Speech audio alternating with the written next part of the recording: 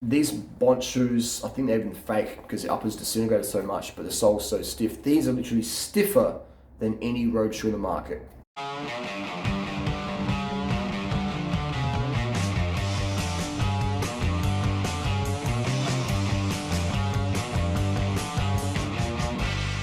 Today's video, we start with a hydration chart.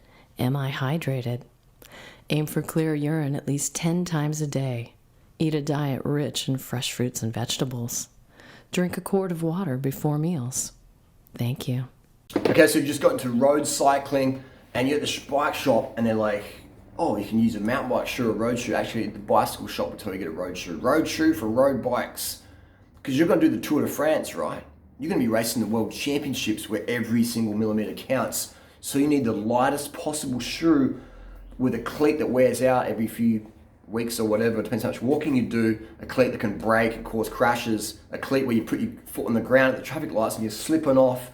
You need a system like that that's really inconvenient, really expensive, long-term and short-term, and a total pain in the ass to use most of the time, clipping in, walking around, slipping up, getting into a road rage situation. You can't defend yourself because you're basically on skate shoes, ice skating shoes, I should say. So you need these. $500 we can sell them here for. So I bought these back in 2015 as a bit of a test versus the mountain bike shoe, and the stiffness of these, as stiff as you're going to get, and the stiffness of these even stiffer because there's a little bit extra carbon for the strength of the mountain bike shoe. And these are thrashed. These are totally cooked, but they're still. But I've even glued some sole on there. Everyone can use more sole in life, can't they? But I still drop roadies every day on my road bike with mountain bike shoes. They're thrashed as, look at that, you know what I mean? So it just goes to show you that you can really wear a product out. These, there's not many people in the world who can beat me on a bike, and they're very, very, very, very good riders, very, very fit individuals. I'm 42, and this is a shoe I use. There's not many people out there who could say I've beaten durianrider up a climb when I'm in good shape, and I'm using these shoes. So if anyone out there say you need road shoes, total bogus. Now, I might sound a little bit arrogant and up myself, and that's fair enough, but I would never put people in a road shoe, unless, of course, maybe they're doing the track pursuit or the Tour de France, where literally every second over 3 weeks counts, and the road shoe, and you don't have to walk. If you're a professional road cyclist, you don't have to walk, do you? You at your hotel, you get your little sandals, you got little carriers and your helpers and your support team, your family around you, and you basically get on. So every second counts. But for the average person, walk around at the cafe or upstairs office or at home, kids come home and they want to say, hey mummy, hey daddy, you're wearing these shoes, so you can't really play around, can you? So I recommend mountain bike shoes. One, safer. You can walk, you can run, you have more stability in a road rage situation. I remember in 2016, I got assaulted by a dude. I got ambushed, and I had my road shoes on, and there was nothing I could really do. Luckily, I had a couple of people there to sort of break it up. But this dude knew I was in road shoes as well. He was definitely a hater, and he knew I was wearing road shoes. He knew I was basically defenseless. When you're in road shoes, you essentially are defenseless, because even if you go to kick or throw a punch or defend yourself and go do stand-up, you're slipping. You're going to slip. So you're basically standing on oil. So it doesn't matter if I've got good fighting skills, good confidence, good cardio, good skill, speed, etc. If what I'm standing on is slipping all the time, it's game over. So this person knew that. So from the next day, I wore the mountain bike shoes. And I saw that person again. Couldn't find them, and they fully backed down. So footwear is very, very important. So you won't see me using road shoes anymore because, one, I like to be able to walk, even just getting in and out of my driveway. Walking through gravel and rocks and just gets caught in it. There's no point. I'm a big pragmatic person when it comes to pragmatic products. I don't care if it looks shabby as long as it's still stiff. And that's the main thing. You want to have a shoe, if you go for performance, a shoe that's really stiff and doesn't flex. This does not flex at all. Put all my weight in that is stiff as heck. And so then you have your mountain bike shoe and your mountain bike pedal, and these are pretty light. It's XDR, XTs. I do recommend these. If the axle gets loose, keep your receipt, send it back to Shimano, and they'll give you a free pair, or they'll properly service them. Some of these XDR pedals, Shimano pedals, come out of the factory a little bit loose. The axle's a bit loose, so they prematurely wear. So every few months, or every few weeks, just check it. But if there's any slop, take them off, send them back to Shimano, and in a few days' time they'll repair them for you for free. So under warranty. So keep your receipt. So I'm using these, and they've got good cornering as well because they're small, so you can go in the corners better clearance there. Double-sided entry, so if you're off the lights, 1 or 2, it's just faster in a race situation as well. I like it because, you know, so there's a crash or you got to stop or there's a flat, you can just get on the pedal a lot quicker. They're just more pragmatic. They last a lot longer than road pedals as well because they're stronger. They don't get smashed up in crashes as easy. Carbon road pedals, exploding. And so yeah, mountain bike shoe, fantastic. Cleats last a lot longer, cheaper. These cleats I've had for I don't know how many years or how many thousands of Ks, and they just take a lot. They take a beating. All that walking I get to do. You know, I'm in a market in Thailand. I'm climbing a mulberry tree. I'm walking up Mount Lofty. I'm hiking over a fence. I'm doing gravel riding, adventure riding, road racing, crit racing. All this is the one and only shoe, the mountain bike shoe. I do recommend getting the boa dial, system, because you can undo it. Actually, I'll just show you what I mean. Like this.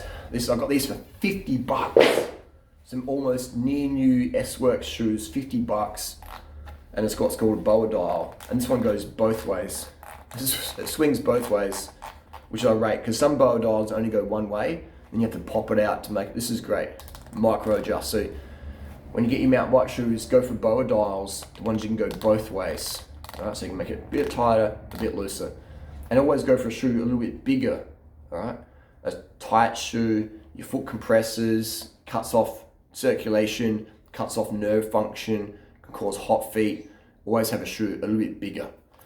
And if you've got hot feet, I recommend put your cleat right back, drop your seat a few millimeters, and you'll have a lot less pressure. People say clear the ball of your foot. You can do that. If it works for you, doesn't work for me, doesn't work for Chris Froome, doesn't work for a lot of riders. We put our cleats far back. Even Adam Hansen, drill holes in the shoe, bring it back. You'll have a lot less hot feet. Huge tip there. I suffered with hot feet for a long time, and I don't get that as much as I used to. So that's a big one there. So mountain bike shoes, get them cheap as well. $50. This is a $400 shoe back in the day. $50. Hardly even been worn. A bit scratched up, but you know, secondhand stuff is worth nothing essentially. So yeah, great shoe. As stiff as the Bonds, not as stiff, but stiff enough. Great tread, good fighting shoe. It's basically a steel cap shoe. Steel cap, you know that's a steel cap right there. So if you're booting that, actually, you know, that's self-defense right there. With a road shoe, you ain't kicking because you're slipping. So fantastic. So that's a big one. Self-defense. Let's repeat. Self-defense, walkability, environmental, because there's less plastic to throw out because you can recycle your cleats. They last a lot longer as well. Money, less cleats, shoes last longer. What else is there? Just pragmatic, just ease of use. You can walk around and not be in a tense mood because that's why I think some roadies are so like, because they have to walk in road shoes all the time and it sucks. I hate walking in road shoes. Carbon on the ground, it's just like crunching and scratching and chopping around. So there you go. Mountain bike shoes. I've never ever been dropped because I use mountain bike shoes. Matthew Van der Poel uses mountain bike shoes in the cyclocross, cross country, etc. Good enough for those guys and girls, good enough for us. You know, I'm not pretentious enough that I think I need a Tour de France shoe. I have to walk around and have all those sacrifices because hey man, I'm looking for 1 second over a 3-week stage race. It's like, come on man, come on. So I love it. And another tip as well is if you have any up and down slop, if your pedals are rocking, like they're sort of like rocking a bit, all you do is you tighten up this little bolt here, maybe 1, 2, 3, 4 clicks. Tighten it up, check it again, see if there's slop. If there is, tighten up another one, check if it's slop. All right, so sometimes your pedals get a bit loose, you get that like pull slop movement. I don't like that feeling. Tighten up your pedals, you're good to go. Power transfer is the same in a road shoe or a mountain bike shoe, as long as it has that stiff carbon sole. I've had people go, oh no man, I went to road shoes, so much stiffer. And it's like, yeah, it's because your mountain bike shoes are those full beginner ones with laces in there. It's like plastic sole. You can bend them like a banana. And then they get a road shoe. Like, oh man, durianrider's wrong. This road shoe is better. It's like, how many pairs of shoes have you owned? You've owned 2 pairs of shoes in your life, right?